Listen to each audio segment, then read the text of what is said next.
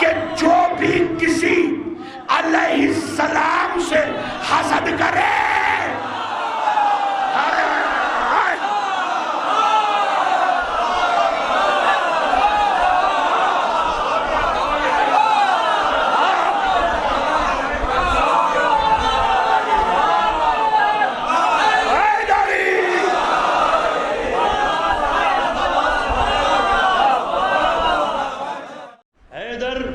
نہ بھول پائیں گے یہ اہل غم اسے، سینے سے جو غموں کو لگا کر چلا گیا، سینے سے جو غموں کو لگا کر چلا گیا۔ اب میں بصد ادب درخواست گزار ہوں عالی جناب خطیب اہل بیت قبلہ و کعبہ میثم عصر مولانا سید جاوید عباس عابدی سے کہ ممبر پہ تشریف لائیں، مجلس کو خطاب۔ سورہ حمد اور 3 مرتبہ سورہ توحید پڑھ کر مرحوم موسیٰ کاظم اور مرحوم چھوٹے صاحب ابن شبیر حسن صاحب کے روح پرفتوح کو سلسلہ۔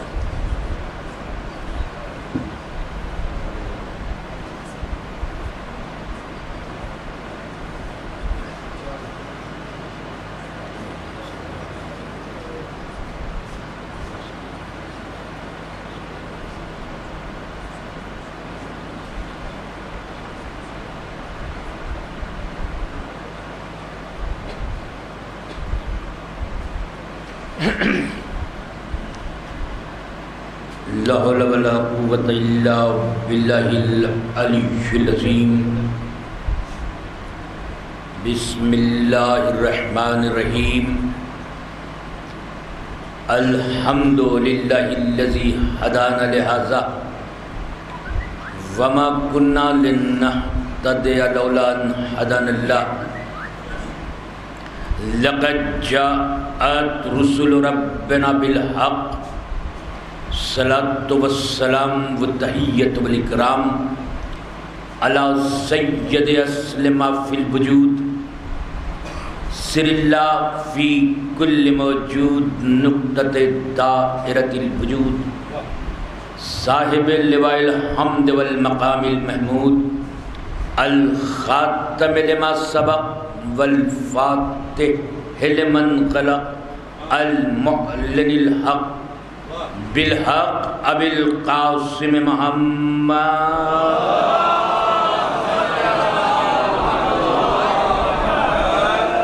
والصلاة والسلام علی یاسب الدین والایمان باب الامن والامان کلمۃ الرحمن کاسر الاسنام والاوثان السابق بالاحسان والشاہد بالایمان مصداق مرج البحرین یلتقیان الامام المظفر والشجاع الغضنفر وقاسم الطوبہ وسخر ابی شبیر والشبر وحامل الباب الخیبر والساقی حوضن الکوثر الذی سمته امہ حیدر مولاد الطیبین الطاہرین المعصومین المظلومین المنتجبین المنتخبین ولعنۃ اللہ علی اعدائہم اجمعین من یومنا ھذا الی یوم الدین۔ اما بعد فقد قال اللہ سبحانہ وتعالی فی الکتاب الحکیم بسم اللہ الرحمن الرحیم وجاءت سکرۃ الموت بالحق۔ صلوات بھیجے محمد والے محمد۔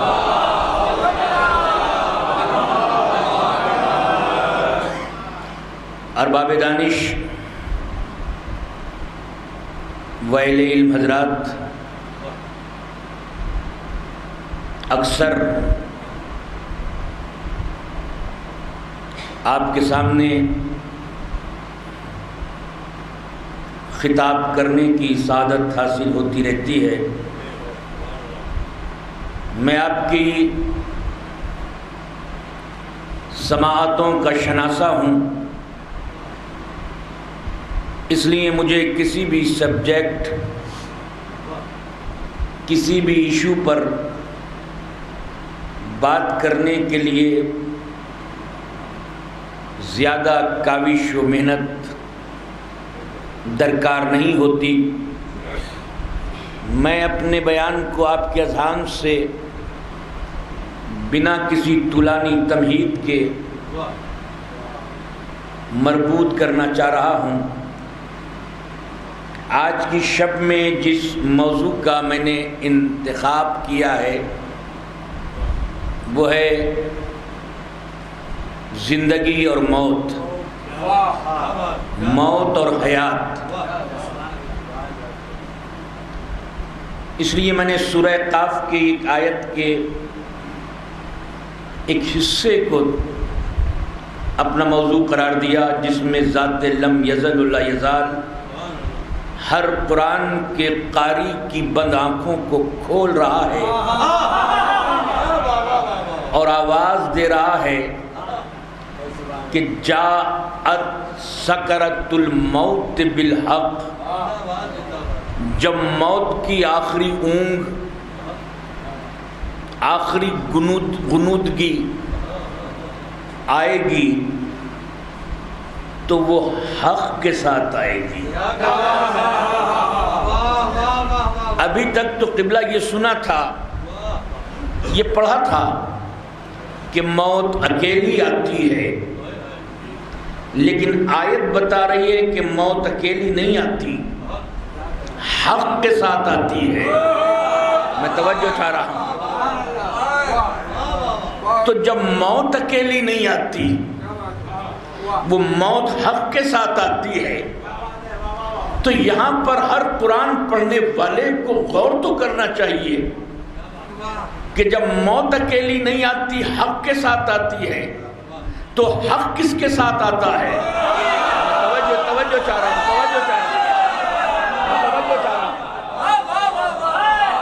میں توجہ چاہ رہا ہوں.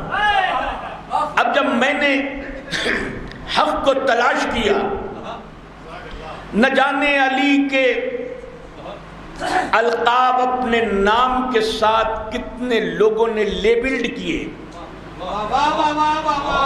لیکن میں نے کس حدیث کو کسی کے ساتھ منسوب نہیں دیکھا کہ جب قلعہ قنوس کے سینے پہ پرچم توحید ابو طالب کے لال نے نصب کر دیا تو اصحاب کے ہجوم کو دیکھ کر جبین ولایت کو چوم کر لبہائے رسالت نے ایک حدیث کہی کہ نہ جانے کتنی مرتبہ منبر ابیس پر تم لوگوں نے میری زبان سے علی کی فضیلت سنی ہوگی، مگر مختصر سننا ہے تو یوں سنو: الحق ما علی شن، وہ علی مال حق، حق علی کے ساتھ ہے اور علی حق کے ساتھ ہے. موت حق کے ساتھ آتی ہے. اب پتہ چلا ہر علی کا نام لینے والا اپنے سامنے میسم کی طرح موت کے سامنے کیوں کھڑا ہو جاتا ہے؟ کیونکہ جس کو پکارتا ہے وہ اس شنید کو موت دید میں بدل دیتی ہے. صلوات تو بھیج دے محمد والے محمد پر.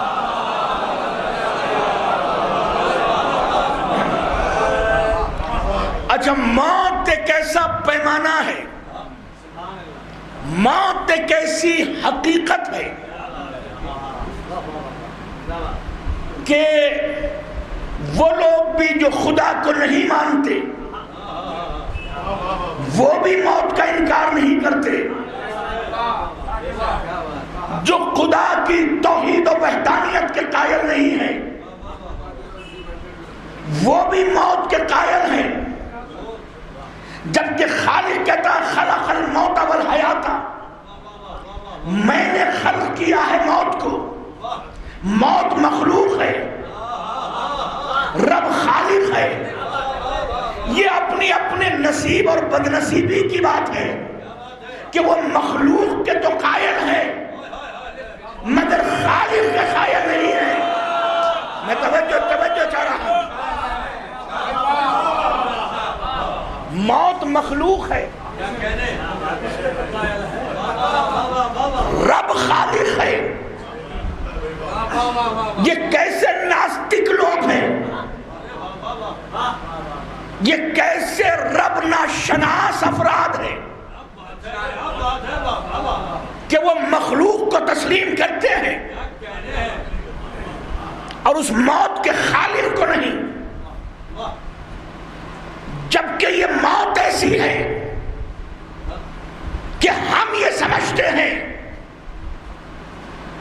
کہ ہم سانس لے رہے ہیں تو زندہ ہیں، دل دھڑک رہا ہے تو زندہ ہیں، آنکھیں دیکھ رہی ہیں تو زندہ ہیں، کان سن رہے ہیں تو زندہ ہیں، زبان بول رہی ہے تو زندہ ہیں، پیر چل رہے ہیں تو زندہ ہیں، ذہن کام کر رہا ہے تو زندہ ہیں. جبکہ یہ زندگی کی علامت نہیں. ہم نے ایسے بھی دیکھے ہیں جو زندہ رہ کر بھی مردہ ہیں. میں توجہ چاہ رہا. پتہ نہیں کسی شاعر کا بڑا پرانا شعر ہے، سانسوں کے سلسلے کو نہ دو زندگی کا نام، سانسوں کے سلسلے کو نہ دو زندگی کا نام، جینے کے باوجود بھی کچھ لوگ مر گئے. میں توجہ چاہ رہا ہوں. سانسوں کے سلسلے کو نہ دو زندگی کا نام، جینے کے باوجود بھی کچھ لوگ مر گئے. آؤ تلاش کریں کون ہے جو مر جاتے ہیں زندہ رہ کر، اور کچھ لوگ وہ ہیں جو مر کر بھی نہیں مرتے. میں توجہ چاہ رہا ہوں. کچھ لوگ زندہ ہیں مگر مردہ ہیں. جس میں مردہ ہونے کی علامت ہے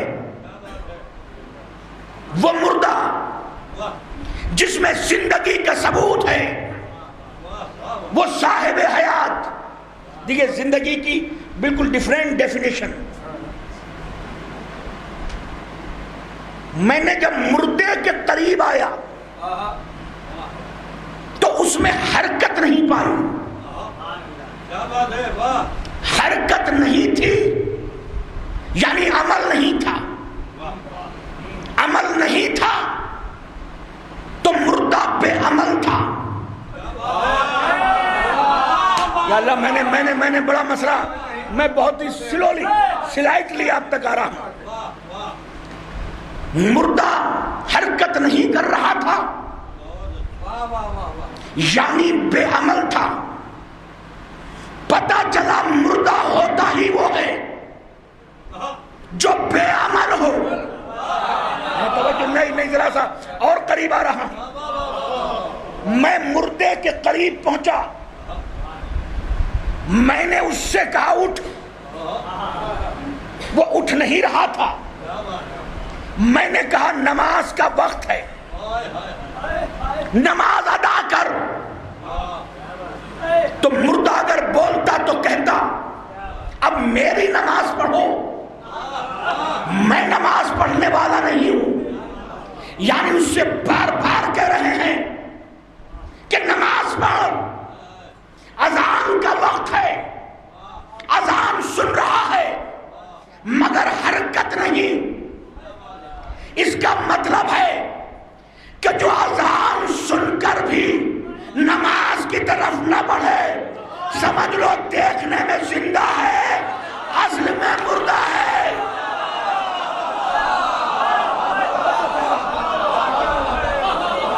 میں توجہ چاہ رہا ہوں. کہا یہ جو جس کا انتقال ہوا ہے، یہ جو مرا ہے، اس پہ بڑی دولت ہے، بڑی پراپرٹی چھوڑی ہے. کیا چھوڑا ہے؟ زمین چھوڑی، دکان چھوڑا، مکان چھوڑا، بیلنس چھوڑا، بیٹی چھوڑی، بیٹا چھوڑا، 2 داماد چھوڑے. مگر کبھی یہ نہیں سنا کہ روزہ چھوڑا، نماز چھوڑا، حج چھوڑا، زکوٰۃ چھوڑا۔ اس کا مطلب ہے جو یہاں کی چیز ہے چھوڑ گیا، جو وہاں کی چیز ہے لے گیا۔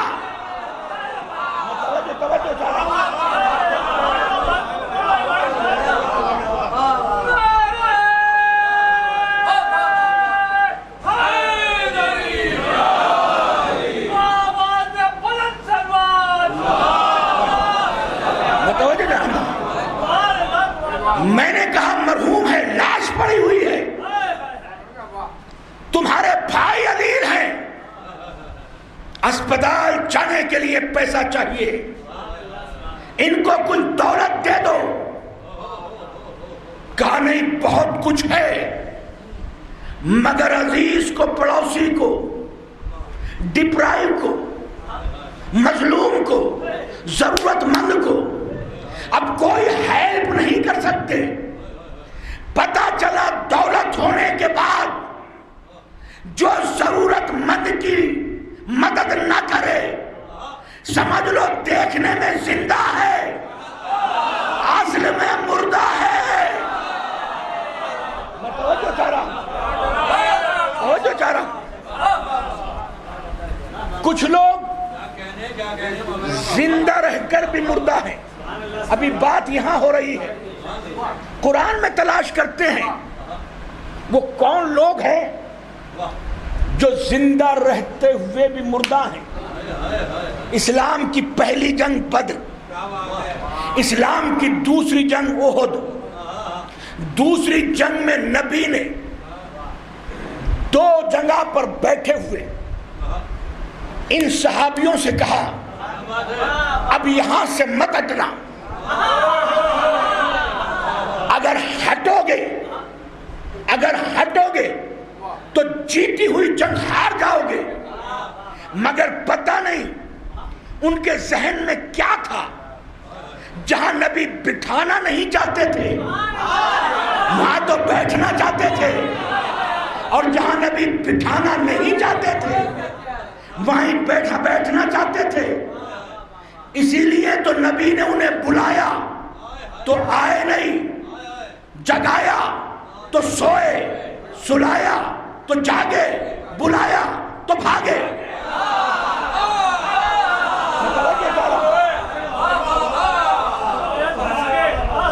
آؤ وہاں پر بیٹھے ہوئے تھے، مت جانا۔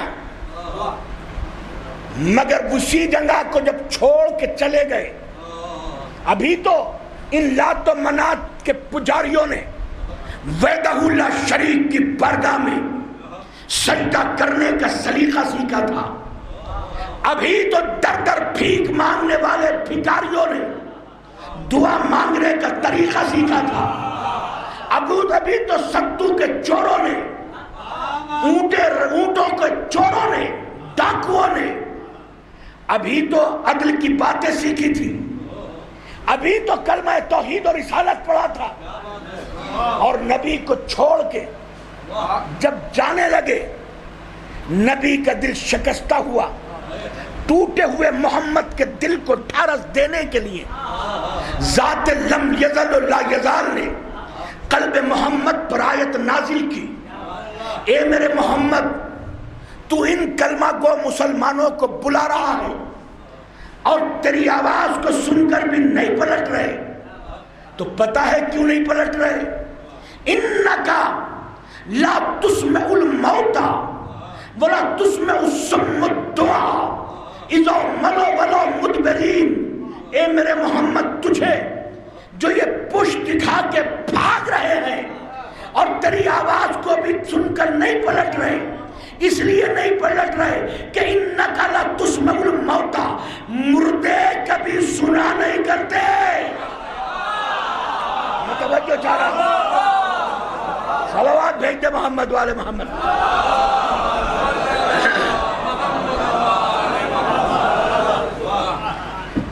بھئی ایک بات تو یہاں یہ طے ہو گئی کہ مردے جو ہوتے ہیں وہ کبھی سنتے نہیں،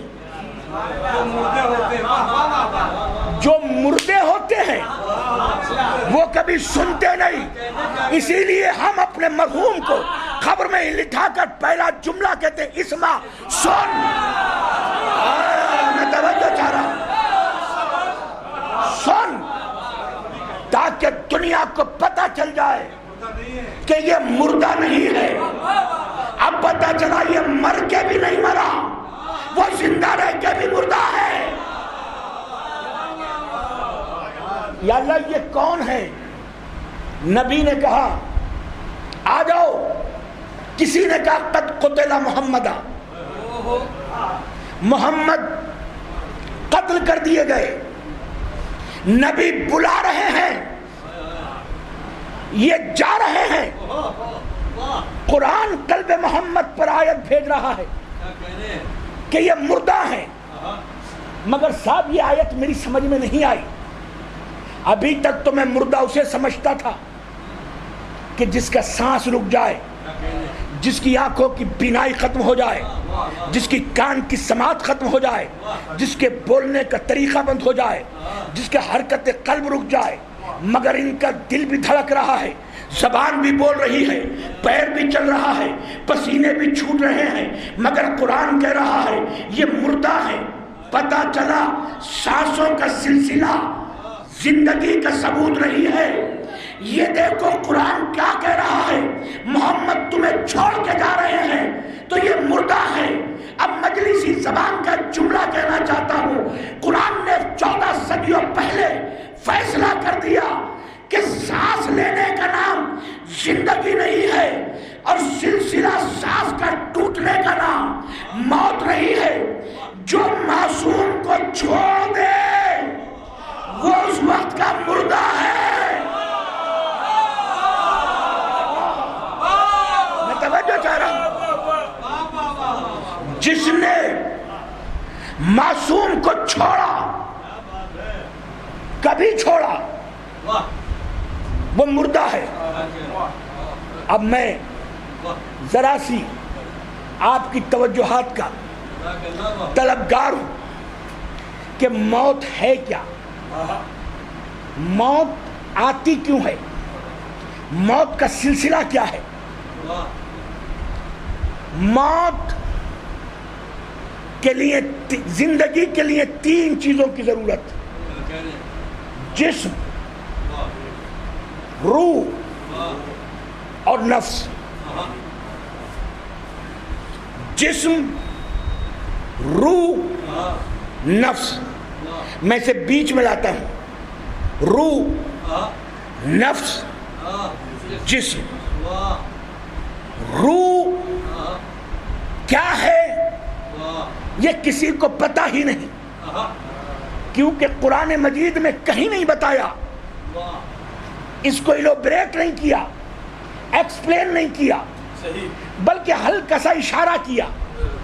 اے میرے محمد, جو یہودی آ کے تجھ سے پوچھتے ہیں کہ یہ روح کیا ہے, تو ان سے کہہ دو کہ یسألونک عن الروح قل الروح من امر ربی.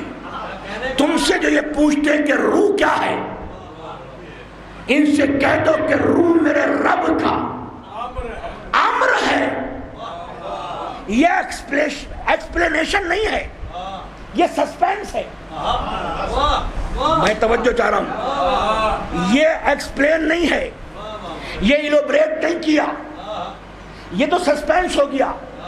پھر پوچھیں کہ بھئی یہ امر کیا ہے, اللہ کا امر کیا ہے, کیا یہ سمجھ میں نہیں آتا. امر کی تعریف ہی یہ ہے کہ وہ سمجھ میں نہیں آتا. تو دنیا فیصلہ کیوں نہیں کرتی کہ جب امر نہیں سمجھ پائے تو صاحب امر کو کیسے سمجھو گے. متوجہ چاہ رہا ہوں. امر کو عالم دین بیٹھے ہوئے ہیں, صاحبان علم تشریف فرما ہے. اب جیسے جیسے تلاش کرتے جاؤ گے کہ یہ زندگی ان 3 چیزوں کا امتزاج ہے. ذرا سا میری طرف دیکھنا. امر, روح, امر, روح, نفس اور جسم. نفس ایک قسم کا نہیں ہے. قرآن مجید میں تلاش کرو تو نفس کی 3 قسمیں: نفس امارہ، نفس لوامہ اور نفس مطمئنہ. میں توجہ چاہ رہا ہوں، ذرا سا قریب آئیے. نفس امارہ، اور جب علماء دین نے انہی نفسوں کو اور ایکسپلین کیا اور وستار سے بیان کیا تو اس نفس کو 7 نفسوں میں تقسیم کیا، حدیث اور قرآن کی آیتوں سے استنباط کر کے. 3 نفس: نفس امارہ، نفس لوامہ، نفس مطمئنہ. 7 نفس جو علماء نے بیان کیے: نفس امارہ، نفس لوامہ، نفس ملہمہ، نفس راضیہ، نفس مرضیہ، نفس کاملہ. یہ 7 نفس جو علماء نے اس کو اور ایلوبریٹ کیا اور وستار سے بیان کیا. اور جب مولا کائنات نے نفس امارہ اور نفس لوامہ کو ایکسپلین کیا حضرت کمیل سے، تو 2 قوتوں کو بتایا کہ ایک قوت قدسیہ، ایک قوت شہواتیہ. نفس امارہ کو ایکسپلین کیا قوت شہواتیہ سے، نفس لوامہ کو ایکسپلین کیا یا منسوب کیا، ریلیٹ کیا قوت قدسیہ سے.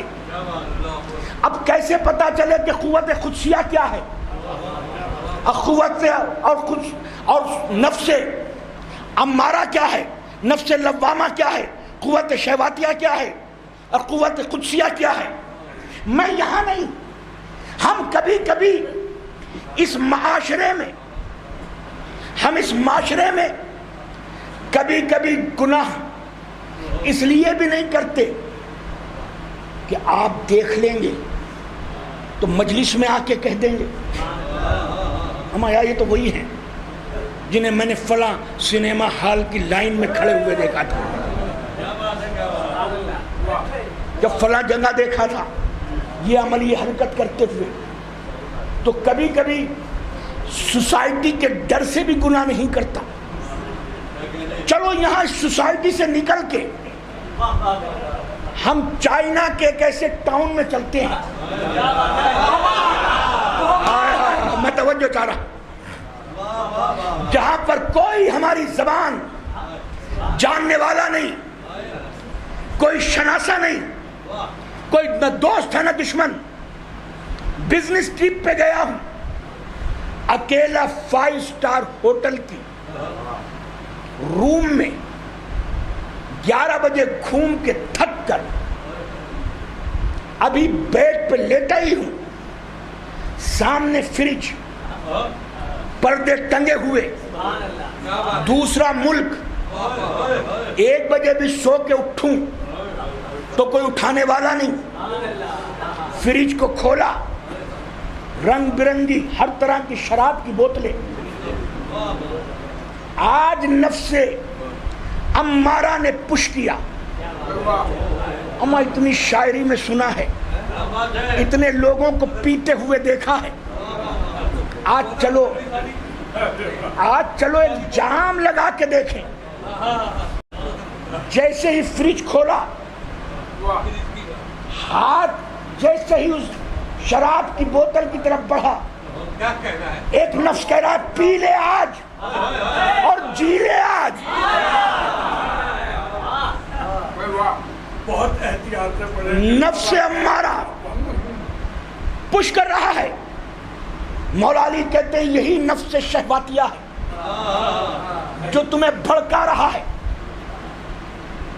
فریج تو کھل گیا مگر بڑھتے ہوئے ہاتھ کو کسی اور طاقت نے روک دیا. خبردار کوئی اس چائنا کے اس ٹاؤن میں اگر تجھے دیکھنے والا نہیں ہے تو کیا ہوا؟ یوم تشہد علیہم السنتکم وارجلکم وایدیکم من خلاف. روز محشر تیرے ہاتھ، تیری یہ زبان، تیرے یہ قدم تیرے خلاف گواہی دیں گے. جس ہاتھ سے اٹھا رہا ہوں کہیں یہی تیرے خلاف گواہی نہ دے.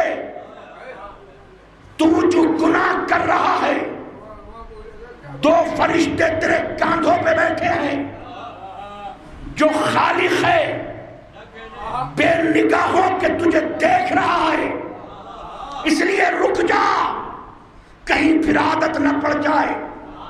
اما چھوڑو، یہ کیا کمبخت ذہن میں خیال پیدا ہوا. فریج کا دروازہ بند کر دیا. یہ فریج کا دروازہ بند نہیں ہوا، یہ وہ نفس ہے جس کی قرآن میں اللہ نے قسم کھائی ہے. لا اقسم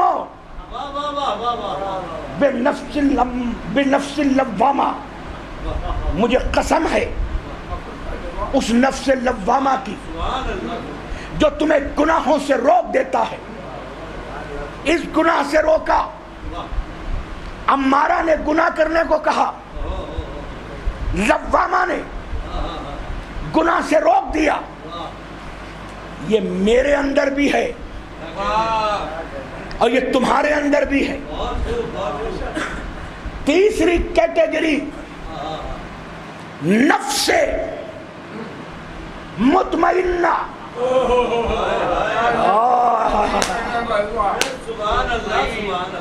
یہ نفس مطمئنہ نہ تمہارے اندر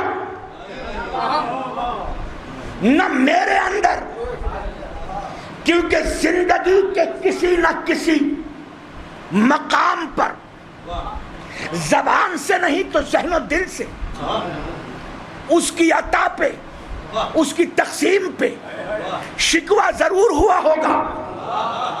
جہاں ذرا سا بھی شکوہ علامہ اقبال کی طرح ذہن میں آ جائے تو یہ شکوہ نفس امارہ کر رہا ہے. تمہارے اندر نفس مطمئن نہیں، وہ تو اس کی داد و دہش پر، اس کی عطا پہ، اس کی تقسیم پہ، اس کی نوازشوں پہ جو مطمئن ہو.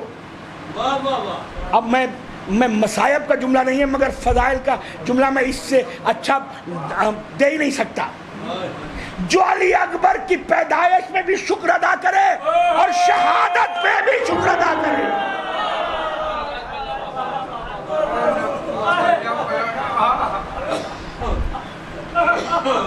وہ ہے نفس مطمئنہ.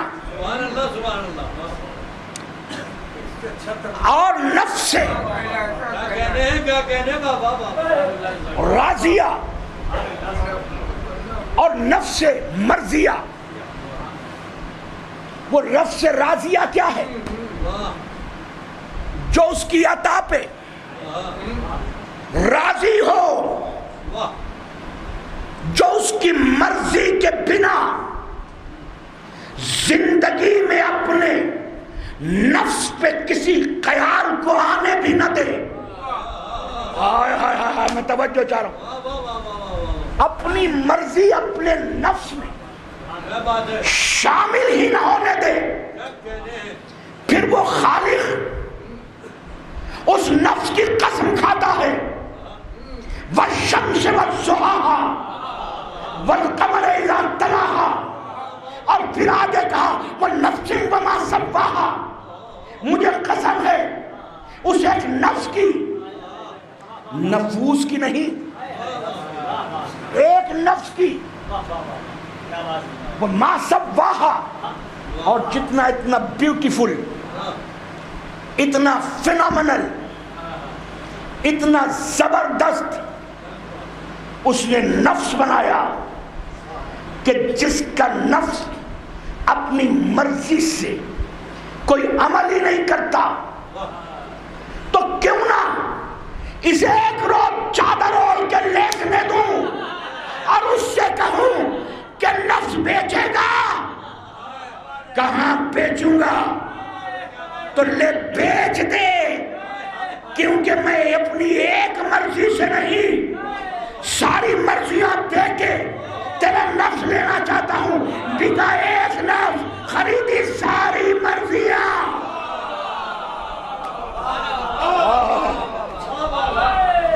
یار اگر مجلس سننے آئے ہو تو آج مرضیوں پہ بات کر رہا ہوں. میں سمجھتا تھا ایک ہی مرضی، مگر مرضی ایک ہی ہوتی ہے، مگر سرکار اس کی کیفیت الگ ہوتی ہے. میں تم سے پیار کرتا ہوں، میری مرضی. میں اس سے نفرت کرتا ہوں، میری مرضی. میں اسے یہ دولت دے رہا ہوں، میری مرضی. میں اسے آنکھ کر رہا ہوں، میری مرضی. یہ جو میری مرضی ہے، نفرت کی، سخاوت کی، بخل کی، سزا کی، میں اسے سزا دے رہا ہوں. یا اللہ میں کیوں نہیں ایکسپلین کر پا رہا. اللہ نے کہا میری ساری مرضیاں اس نفس نے خرید لی، وہ بھی جاگ کے نہیں.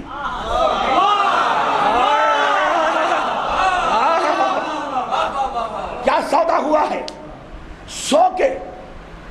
اب ایک مرضی نہیں، جس طرح ہماری مرضی، محبت کروں تو میری مرضی، نفرت کروں تو میری مرضی، فری میں لٹا دوں تو میری مرضی، چھین لوں تو میری مرضی، جزا دوں تو میری مرضی، سزا دوں تو میری مرضی.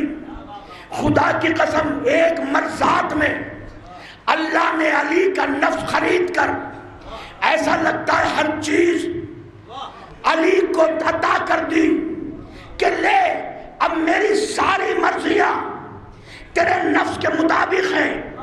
جزا دے تو تیری مرضی، سزا دے تو تیری مرضی. اب پتہ چلا نبی نے کیوں کہا تھا یا علی انت قسیم النار والجنہ.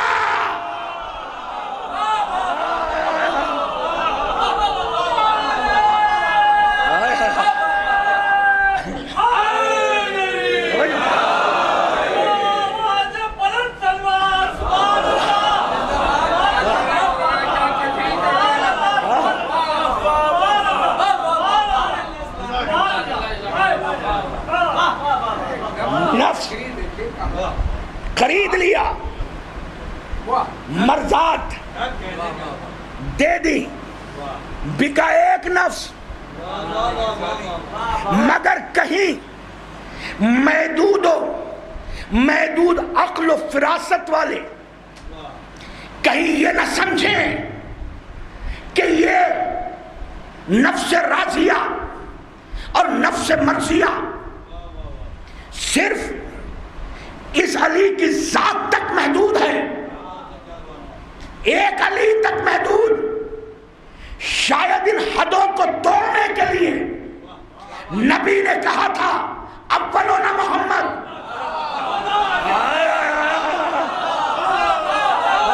توجہ چاہ رہا ہوں. اولنا محمد، اوسطنا محمد، آخرنا محمد، کلنا محمد. تو کیسے پتا چلے؟ اللہ نے کہا میں ان کی اپنی مرضیاں ان کے حوالے کر کر ان کے نفسوں کو اپنی مرضی کے مطابق چلا کر ان کی مرضیوں کی دستاویز پر آیت کی سٹیمپ لگانے جا رہا ہوں. وَمَا تَشَاءُونَ إِلَّا أَن يَشَاءَ اللَّهُ. یہ خود تو کچھ چاہتے ہی نہیں ہے، یہ تو وہی چاہتے ہیں جو ہم چاہتے ہیں.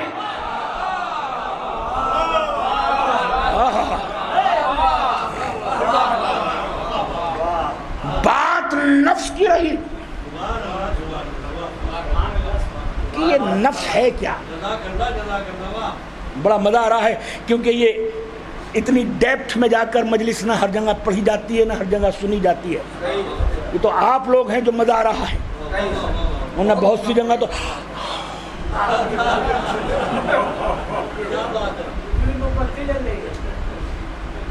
نفس ہے کیا؟ میں بتاؤں. اب جب میں نے تحقیق کی، آپ بھی تحقیق کرنا، پوچھنا علماء سے، تو نفس کو کسی نے ایکسپلین ہی نہیں کیا. یہ تو میں آیتوں سے اور حدیثوں سے استنباط کر کے جو چیزیں ہیں بتا رہا ہوں. کسی نے کہا، جتنا پڑھو گے اس پہ میں نے ذرا ریسرچ کی، کسی نے کہا کہ بیسیکلی یہ روح ہی نفس ہے اور نفس ہی روح ہے. روح کا پریائے واچی نفس ہے اور نفس کا پریائے روح ہے. لیکن بیسیکلی جو یہ بات کرتے ہیں کہ روح اور نفس ہے، اس لیے کرتے ہیں کیونکہ علی نے کہا تھا نا، من عرف نفسہ فقد عرف اللہ. جس نے اپنے نفس کو پہچان لیا اس نے اللہ کو پہچان لیا.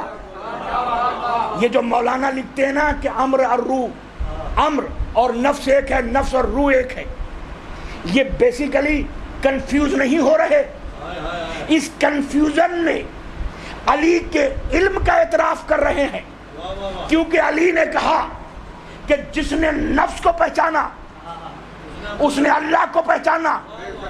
یعنی اللہ کو پہچاننا بھی امپاسبل ہے. اللہ کتنا بڑا جملہ، کتنی خاموشی سے. نفس کو پہچاننا بھی اسی طرح سے ناممکن ہے. مشکل نہیں، ناممکن. مشکل تو وہ ہوتا کہ کبھی کبھی حل بھی ہو جاتا. نفس کو پہچان ہی نہیں سکتے کیونکہ مولا نے اس کو، نفس کو، معرفت الہی کے ساتھ ریلیٹ کیا ہے کہ جس طرح اللہ کو پہچاننا ناممکن ہے اس طرح نفس کو پہچاننا بھی ناممکن ہے. تو نفس ہوتا کہاں ہے؟ نفس کے لیے یہ میں نے حدیثوں سے سلیکٹ کیا ہے. نفس مرکب ہے، نہیں معاف کرنا، جسم مرکب ہے، نفس راکب ہے. ہاں میں توجہ چاہ رہا ہوں. نفس اور جسم میں فرق یہ ہے کہ جسم بیس ہے، دیوار. دیوار بنا کلر کے تو رہ سکتی ہے مگر کلر بنا دیوار پہ نہیں چڑھ سکتا.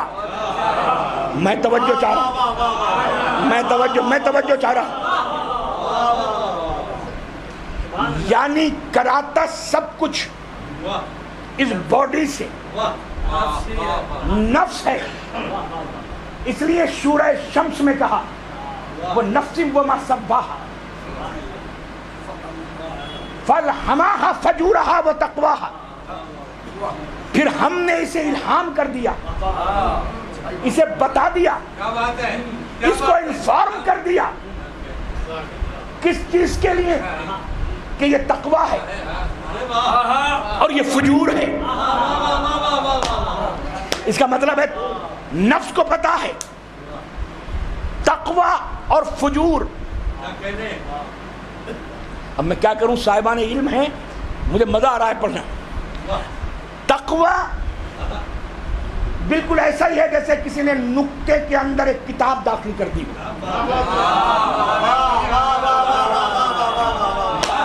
میں نے احتیاط کی ہے، قرآن نہیں کہہ رہا، وہ صرف علی سے منسوب ہے.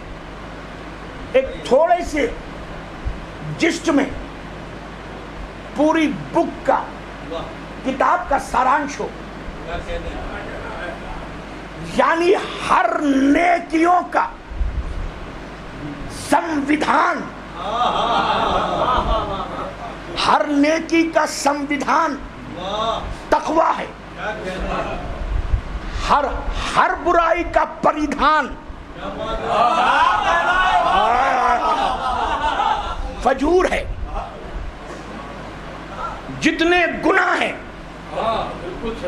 وہ سب فجور میں آتے ہیں۔ ابھی وہ عربی میں فجور لکھتے ہیں، اردو میں فجور، تو جو بھی ہے، ہر نیکی کے جسٹ سارانش تمام نیکیوں کی وہ تقویٰ، نماز تقوی میں، روزہ تقوی میں، زکوٰۃ تقوی میں، ساری چیزیں۔ اب برائی، چوری فجور میں، غیبت فجور میں، حسد فجور میں۔ پتہ چلا دونوں چیزیں بتا دی اس نفس کو کہ پتہ اب یہ کرے گا یا یہ، مگر یہ نفس ہے کہاں؟ میں پڑھ رہا ہوں مجلس، تو یہ میں کہاں ہوں؟ یہاں یہاں یہاں یہاں کہاں ہوں میں؟ تو یہ میں، بھئی بڑا پیارا جملہ ممبر سے نکل رہا ہے، اس سے پہلے میں نے کہیں پڑھا بھی نہیں۔ یہ میں جو ہے نا، یہ میں نفس ہے۔ جب تک تمہاری زبان میں یہ لفظ میں بولتا رہو گے، جب تک زندہ رہو گے، اس لیے یہ میں کر رہا ہوں، میں نماز پڑھ رہا ہوں، میں کھانا کھا رہا ہوں، میں جا رہا ہوں، میں آ رہا ہوں۔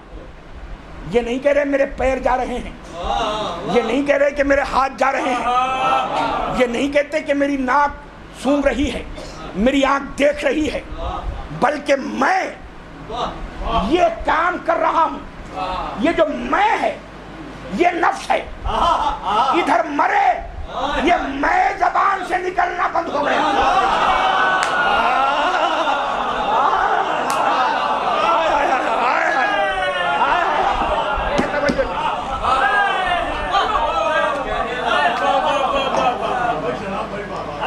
یہی مرد کبھی کسی مردے کو دیکھا ہے کہ میں اب قبرستان جا رہا ہوں، آ جاؤ؟ نہیں، یہ میں نفس، اب میں کیا کروں؟ یہ نفس ختم نہیں ہوا۔ نفس ابھی میں روح کو مان کے چل رہا ہوں، جسم ہے ممبر، نفس ہے اس پہ بیٹھنے والا، میں سوار ہوں نا۔ تو نفس جتنے بھی فیل کراتا ہے وہ جسم کے ذریعے سے،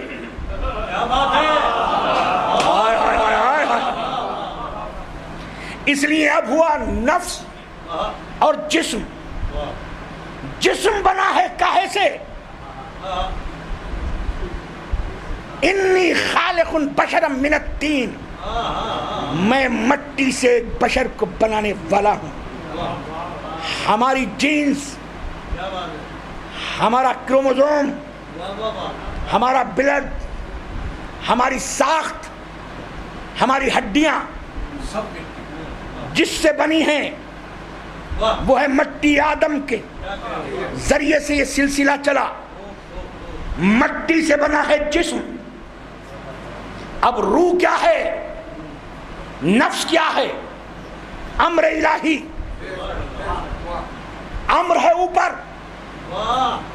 انا انزلناہ فی لیلۃ القدر وما ادراک ما لیلۃ القدر لیلۃ القدر خیر من الف شہر تنزل الملائکۃ والروح، نازل ہوتے رہتے ہیں ملائکہ اور روح، یعنی روح کا مرکز اوپر۔ ذرا سا ٹھہر کے، ذرا سے، روح کا مرکز اوپر، جسم کا مرکز نیچے، زمین نیچے۔ تو اس کا مطلب ہے نفس ہے وہاں مرکز لیے ہوئے، جسم ہے یہاں۔ ادھر نفس اور جسم میں جدائی ہوئی، امر میں جدائی ہوئی، امر پہنچ گیا ادھر، روح پہنچی ادھر، جہاں کی تھی وہاں گئی، جسم یہاں کا تھا یہاں رہ گیا، چاہے جلا دو چاہے دبا دو۔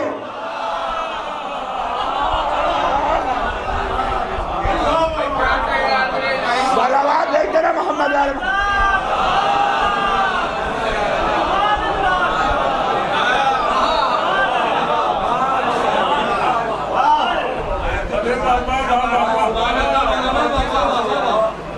چاہے جلا دیجئے چاہے دبا دیجئے۔ پھر لوگوں نے روح کو نفس سے جدا کیا کہ نہیں بھئی روح الگ ہے اور نفس الگ ہے، جسم الگ ہے۔ دوسری فکر کیا ہے کہ یہ ہے روح، یہ ہے نفس، یہ ہے جسم۔ جسم اور روح کے کنیکشن کا نام، کنیکٹیوٹی کا نام نفس ہے۔ جب تک بھئی مزہ آ جائے گا جو میں جملہ دے رہا ہوں، کہیں قرآن میں یہ نہیں لکھا کہ نفس مرے گا۔ آپ کہیں ہم تو روزانہ مجلس میں سنتے ہیں کل نفس ذائقۃ الموت، تو یہ کہاں لکھا ہے کہ مرے گا؟ موت کا ذائقہ چکھے گا۔ جہاں پر یہ کنیکٹیوٹی ہوگی، امر پہنچے گا نفس کے پاس ہٹ جا، تو جیسے ہی یہ ذائقہ چکھے گا، امر ہوگا اس پہ ہٹ جا، تو یہ ہٹے گا اوپر کی چیز اوپر۔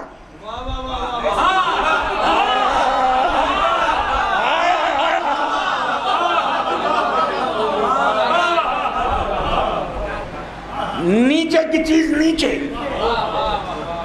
بھئی مجھے بڑا مزہ آ رہا ہے۔ اب کہیں گے کہ قبر میں تو ہم بچپن سے سنتے چلے آئے ہیں کہ سوال و جواب ہوں گے۔ کہا جب نفس ہوگا ہی نہیں تو سوال اور جواب کا ہے کہ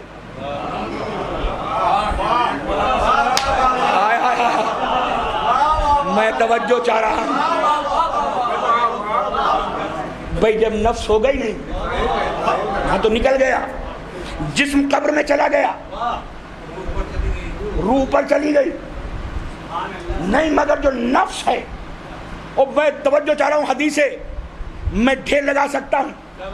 جب کوئی مر گیا تو جسم تو جو مٹی کا ہے وہ کاندھے پہ چل رہا ہے، نفس تمہارے ساتھ چل رہا ہے، وہ ایسے ہی نظر نہیں آتا جیسے جسم میں نظر نہیں آتا۔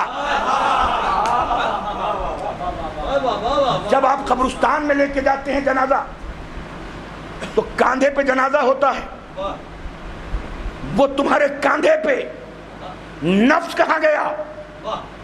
اس سے جدا ہے، کیونکہ الگ ہو گیا اپنی سواری سے۔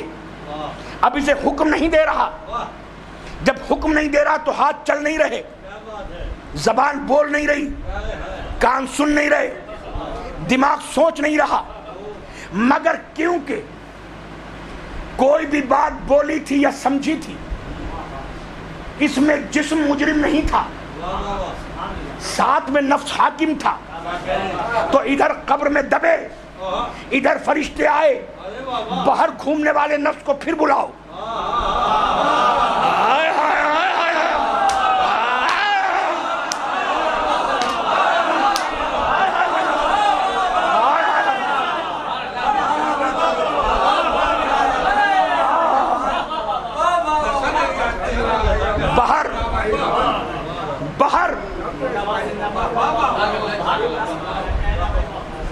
باہر گھومنے والے نفس کو پھر بلاؤ۔ آپ کہیں گے اسے کیوں بلائیں؟ کیونکہ خدا عادل ہے، پاپ اکیلے جسم نے نہیں کیا، جو ملبس تھا،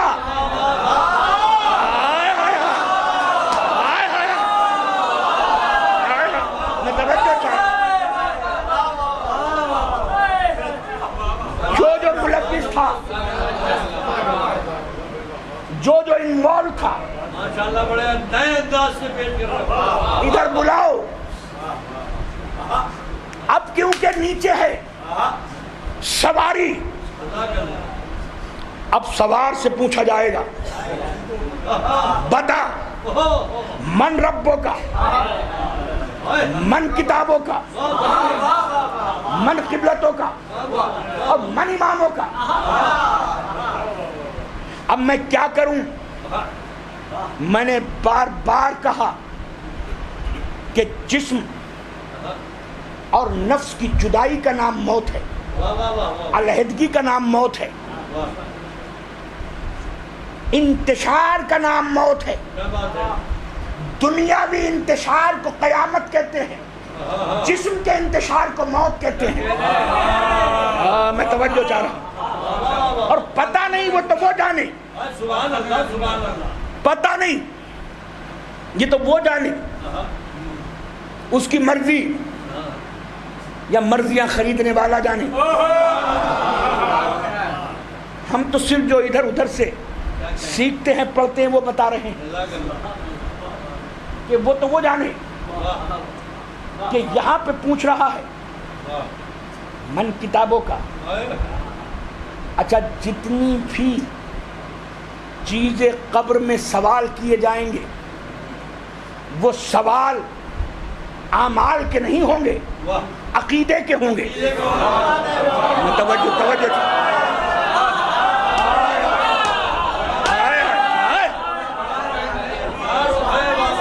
بھائی پوچھ لو علماء کرام سے. یہ نہیں ہے کہ نماز کتنی پڑھی, روزہ رکھا یا نہیں رکھا. آپ کہیں گے آپ تو بے عمل بنا کے جا رہے ہیں. جہاں پوچھے جائیں گے وہ بھی بتا رہا ہوں. قبر کے اندر نہیں, قبر کے اندر تو بلا کے پوچھا جائے گا. اور اس کے بعد یار ایک چیز سمجھ میں نہیں آتی, قبر کی تختی رکھتے ہی قیامت کی صبح تک کا پیریڈ وہ ہے برزخ. میں توجہ چاہ رہا ہوں. اس کا مطلب ہے پوچھا جائے گا عقیدہ,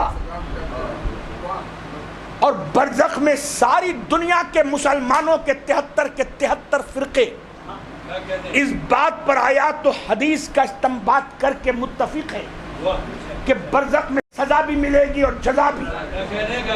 آج پتہ چلا صرف عمل کی بنا پہ جزا اور سزا نہیں ہے, عقیدے کی بنا پہ بھی ہے.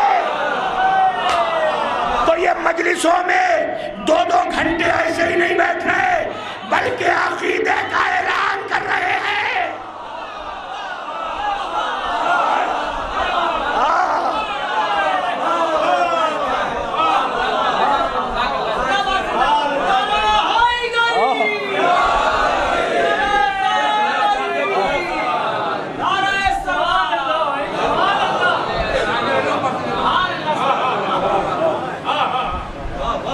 نفس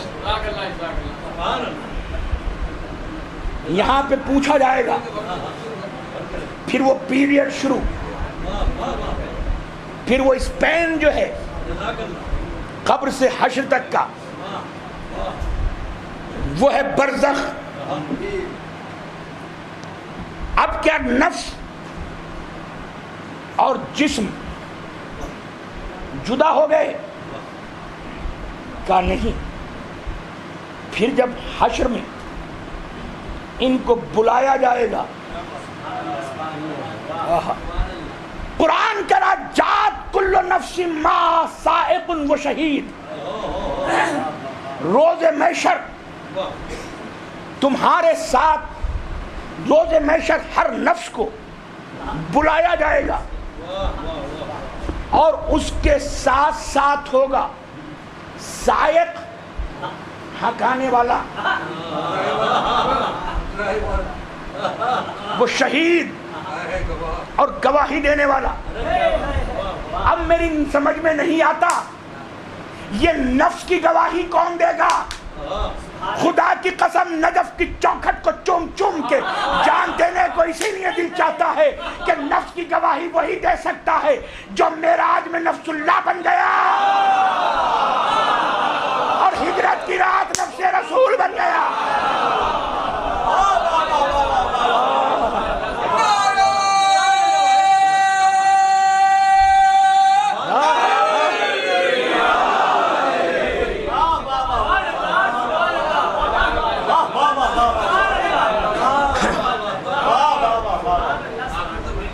فجورہا و تقواہا.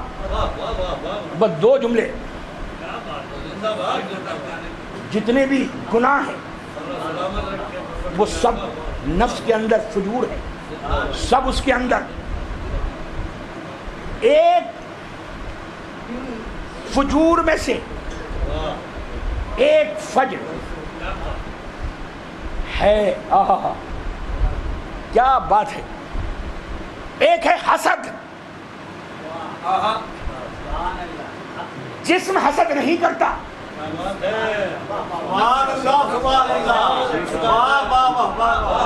حسد نفس کرتا ہے. لیکن کیونکہ کبھی کبھی جسم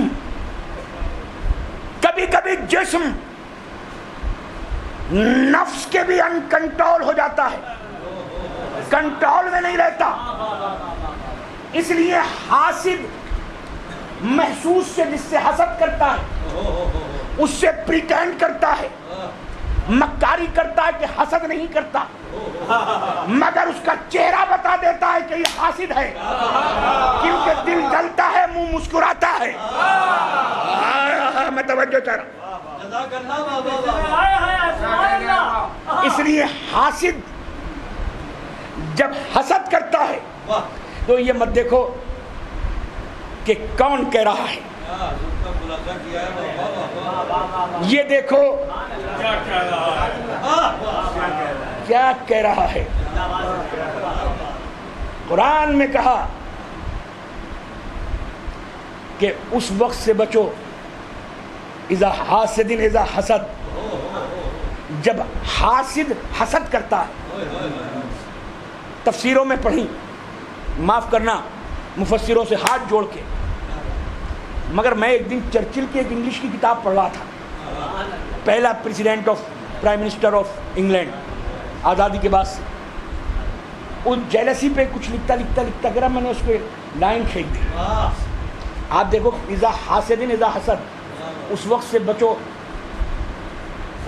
کہ جب حاسد حسد کرتا ہے. حسد کرتا ہے, کیا کرتا ہے؟ چرچل لکھتا ہے جب حاسد حسد کرتا ہے تو وہ بولتا نہیں, بھونکتا ہے.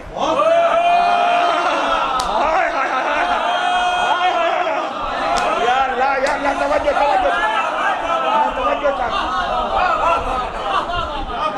بھئی, یہ چرچل کا جملہ, بہت خوبصورت جملہ. چرچل کا جملہ, he doesn't speak but he barks.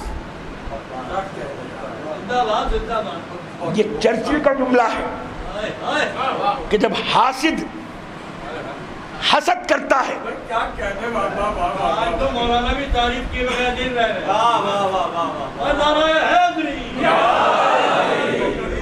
حاسد جب حسد کرتا ہے تو بولتا نہیں, بھونکتا ہے.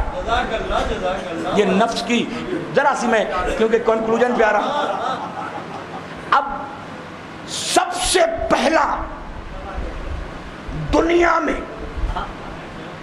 قتل ہوا تو اس نفس کے حسد کی بنا پہ. پہلا سب سے پہلے ایک عبادت گزار لعنتی بنا, شیطان بنا, تو حسد کی بنا پہ.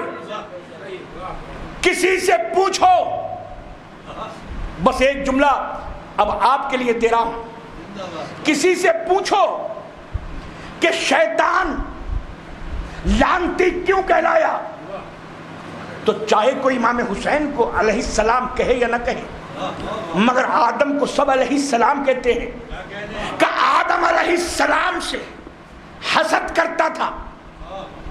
اس لیے شیطان جیسا عبادت گزار چپے چپے پہ پتے پتے پر عبادت کرنے والا لعنتی ہو گیا, تو ازل ہی میں یہ فیصلہ ہو گیا کہ جو بھی کسی علیہ السلام سے حسد کرے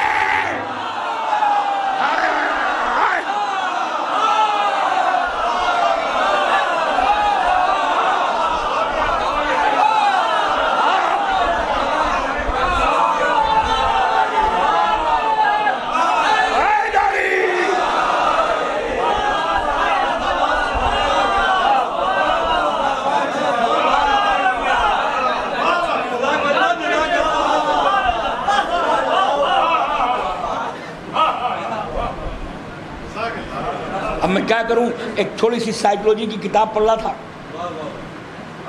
تو یہ حسد کا پتہ کیسے چلے کہ کون حسد کرتا ہے کون نہیں؟ بیٹھے ہوئے چبوترے پر، کبھی محنت کی نہیں، گھر سے کرتا پجامہ پہن کے پان چباتے ہوئے باہر آ گئے، پڑوسی کے لڑکا فارچونر لے کے جایا، کم وقت نے کہاں سے پیسے مار دیے، یہ جملہ نہیں ہے، حاسد کی حسد کا اعلان ہے، یہ گھر کہاں سے بنا لیا، یہ دکان میں اتنا مال کہاں سے بھر لیا، اما یہ زمین کہاں سے خرید لی، تم نے محنت مشقت ہی نہیں کی، اور اس سے جلے مرتے ہو۔ ام یحسد الناس، کیا تم اس سے حسد کرتے ہو، علی ما عطاہم اللہ من فضل، جسے اللہ نے اپنے فضل سے عطا کر دیا۔ پتا چلا اسٹرگل تو یہ کرتا ہے جس کے پاس فارچونر ہے، مگر عطا اس کا ہے۔ میرے مامو جان علامہ فیروز حیدر صاحب ایک جملہ کہا کرتے تھے بڑا پیارا، کہ اللہ بے عمل کو کچھ عطا ہی نہیں کرتا، وہ تو حضرت اسماعیل کو بھی پانی جب دیتا ہے جب وہ ایڑیاں رگڑ لیتے ہیں۔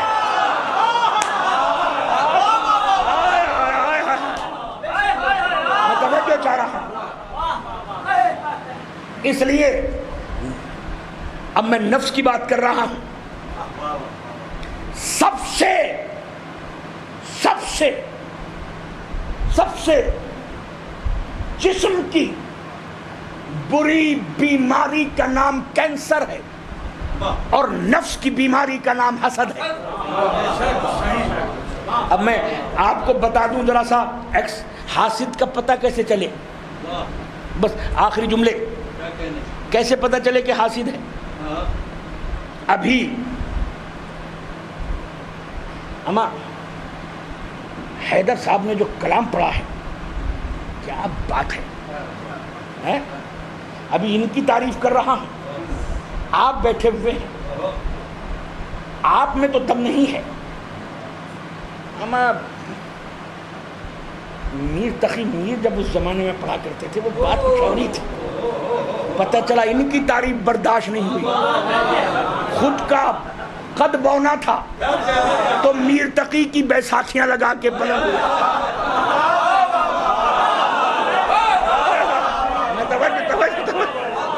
توجہ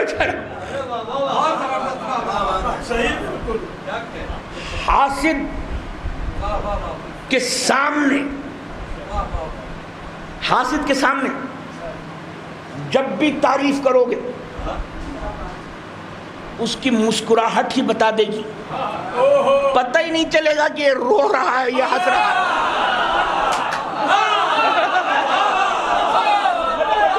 میں توجہ چاہ رہا ہوں، اس کا دل روتا ہے اور منہ ہنستا ہے۔ حاسد، مجھے بڑا مزہ آیا، میں نے بہت تیز مجلس نہیں پڑھی جیسے پڑھتا ہوں، کیونکہ ایسا سبجیکٹ بہت تیز پڑھیں تو سر سے اتر جاتا ہے۔ حاسد ہمیشہ اللہ کی عطا سے حسد کرتا ہے۔ دوسرے نے اسٹرگل کی، کمایا، محنت کی، مشقت کی، رات دن جاگا، آپ نے پھلی نہیں پھوڑی، اور آپ اپنے آپ کو سے کمپیئر کرتے ہیں۔ عطا تو جب ہی کرتا ہے، مردے کو وہ نہیں دیتا، بعمل ہے تو عطا کرے گا۔ اب میں زحمت تمام کر رہا ہوں، امام علی فرماتے ہیں جو ہمارا چاہنے والا ہوگا وہ حاسد نہیں ہو سکتا۔ میں توجہ چاہ رہا ہوں، تو خالی علی علی کے نعرے لگانے سے مولائی نہیں ہوتے. میں توجہ چاہ رہا ہوں. خالی لا ربیک یا علی یا حسین کہنے سے مولائی نہیں ہوتے. اگر منہ پہ نعرے ہیں اور دل میں حسد ہے تو علی کہتے ہیں یہ ہمارا نہیں ہے. کیوں نہیں ہے؟ کیونکہ قرآن کہہ رہا ہے کہ یہ تقسیم اللہ کی عطا ہے. جو کسی سے حسد کرتا ہے وہ اللہ کی تقسیم پہ اعتراض کرتا ہے کہ اس نے اسے کیوں دیا، مجھے کیوں نہیں دیا. اور حاسد کا سارا سمے، سارا وقت اس سے جو محسود ہے اس کو گرانے میں لگتا ہے. کاش وہ سمے اپنے کو اٹھانے میں لگا دیتا. میں تمہیں توجہ چاہ رہا ہوں. بس یہی ہے کہ اس کی ٹانگ پکڑ کے کیسے گھسیٹے. اسلام لوگوں نے نہ سمجھا نہ سمجھایا گیا. اس کی ریمیڈی، اس کا اپچار، اس کا علاج ہمارے معصومین نے دیا. حسد فطرت نفس ہے، فطرت بشر ہے. حسد ہوگا. جب یہ بیماری ہوگی تو اس کا علاج کیا ہو؟ کہا وہ 100 روپے کماتا ہے تو اتنی محنت کرو کہ تم 200 روپے کماؤ. یہ ہے غبطہ. اسے کہتے ہیں اسلام میں غبطہ. اس سے آگے بڑھو، اسے اپنے سے نیچا مت کرو. یہ ہے اسلام. یعنی اس سے آگے بڑھو. وہ فارچونر لے کے گلی میں جا رہا ہے تو خود نہیں تو بچوں سے ان کو پرووک کرو، انہیں آگے بڑھاؤ کہ اتنی محنت کرو کہ اگلے 2 سال کے اندر اندر اس کے سامنے سے مرسڈیز گزارنا ہے. یہ اسلام کہتا ہے. اور پھر حسد کبھی نوجوانوں مت کرنا، اپنے آپ کو آگے بڑھانا. کیونکہ اگر حسد کر رہے ہو تو کبھی بھی چھوٹا آدمی، کبھی بھی بڑا آدمی چھوٹے سے نہیں کرتا.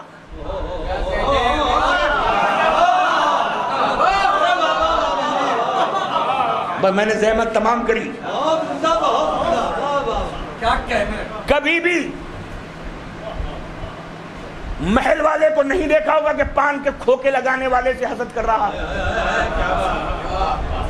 کبھی کار والے کو نہیں دیکھا ہوگا کہ ٹوٹی ہوئی سائیکل والے سے حسد کر رہا ہے. جو حاسد ہوتا ہے حسد کر کے ہی بتا دیتا ہے کہ میرا اس سے مقابلہ نہیں ہے، میں اس کے برابر میں نہیں ہوں. اب اللہ جانے مجلسی جملہ آپ سمجھیں گے یا نہیں. یہ بھی آکاش کی نگاہوں نے دیکھا ہے کہ محسود جس سے حسد کرتے ہیں، محسود ساری رات سکون کی نیند چادر اوڑھ کے سو جاتا ہے، حاسد ساری رات جاگتا رہتا ہے.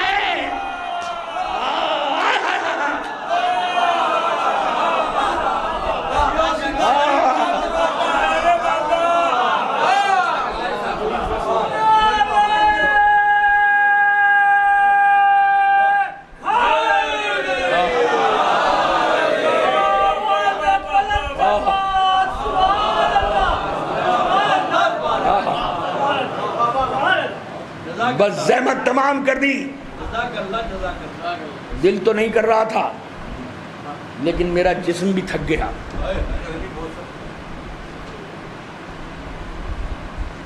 کبھی کبھی بڑا خوبصورت انداز سے حسن طلب، مگر جسم تو تھک گیا.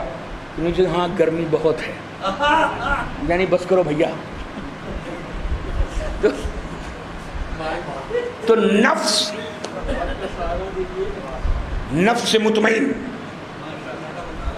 نفس امارہ، نفس لوامہ، نفس ملہمہ، نفس راضیہ، نفس مرضیہ، نفس کاملہ.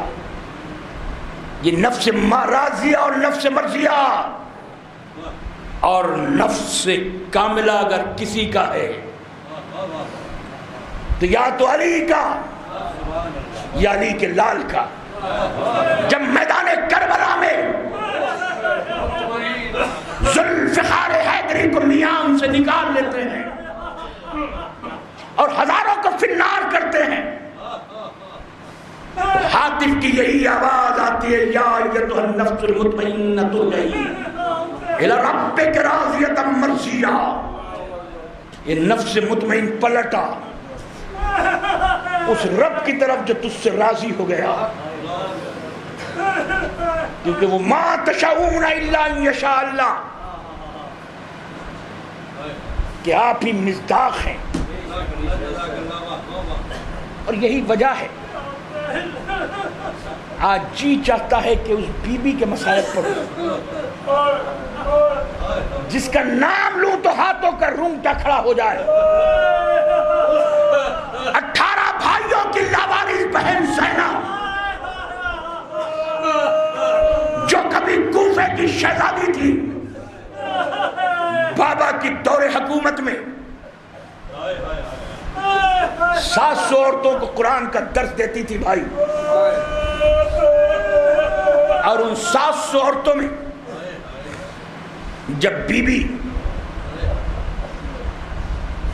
تفسیر پڑھاتی تھی تو اس میں ایک بڑی نیک خصلت جناب زینب کی ایک کنیز تھی جس کا نام ہند تھا.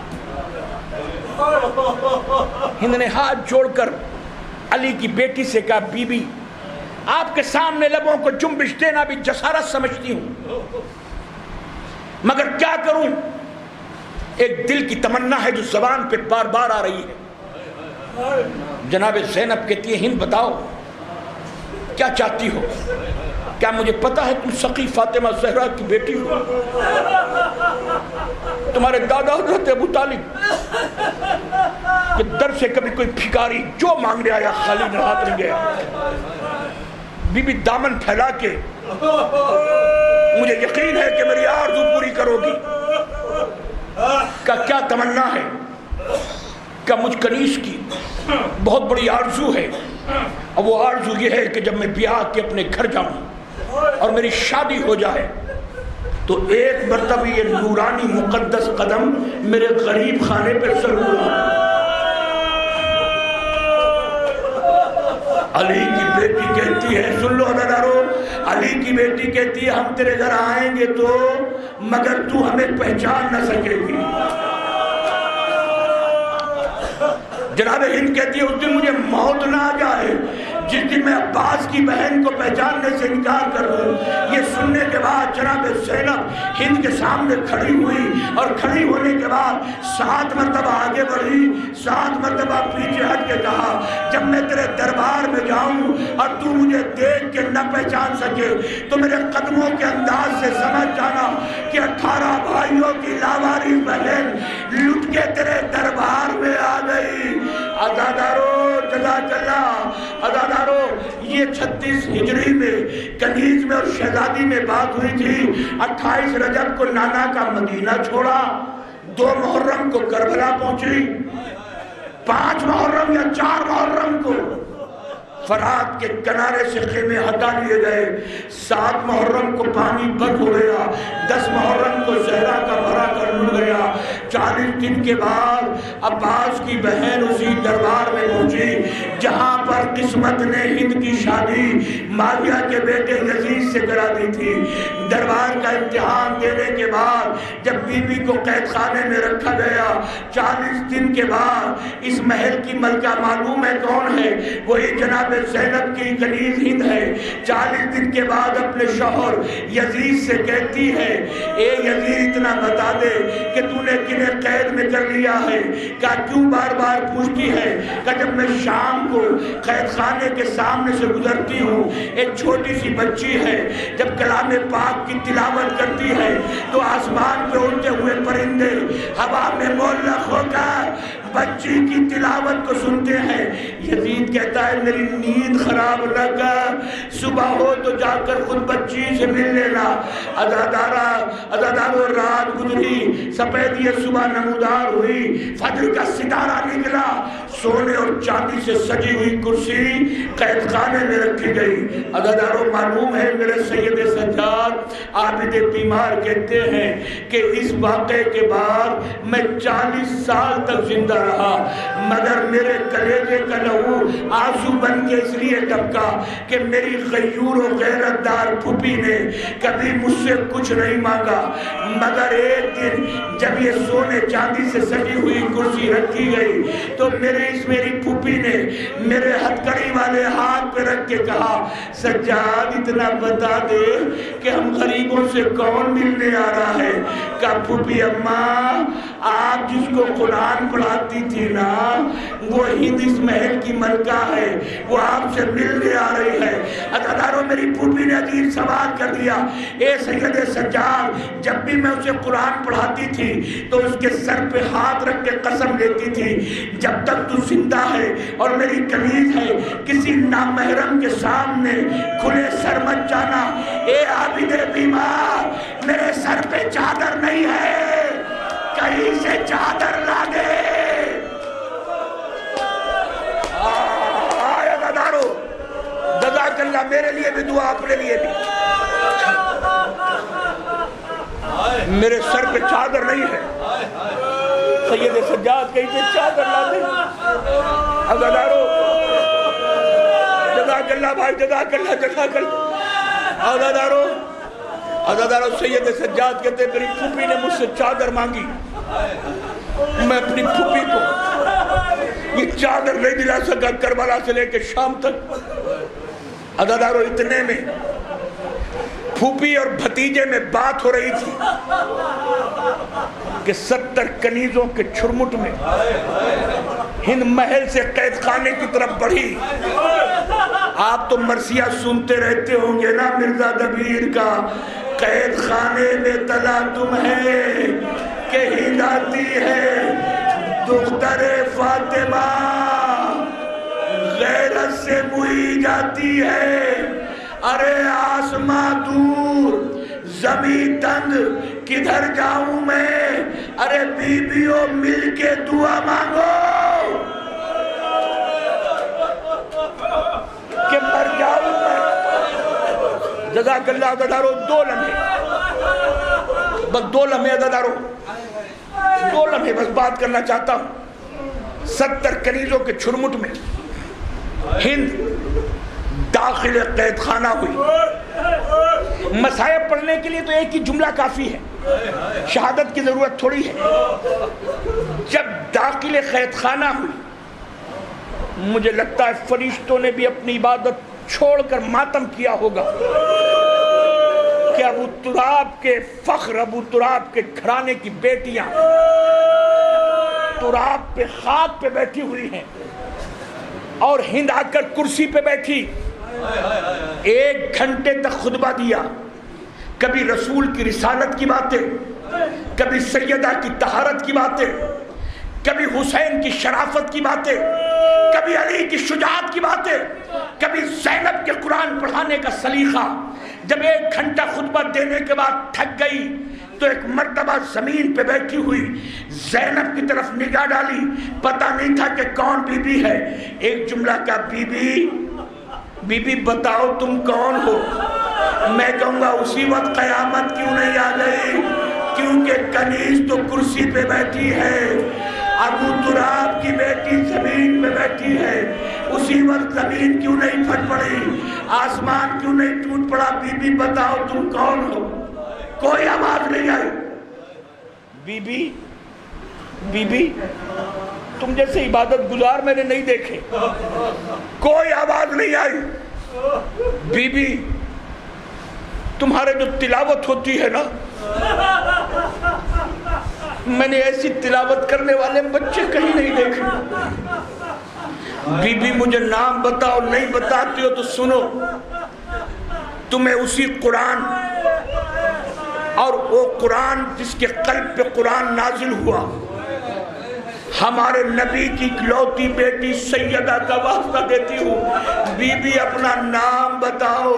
جیسے ہی ماں کا نام سنا زمین پہ بیٹھی ہوئی آنو محمد کی ماں کے منہ سے نکلا، ہند میرا نام زینب۔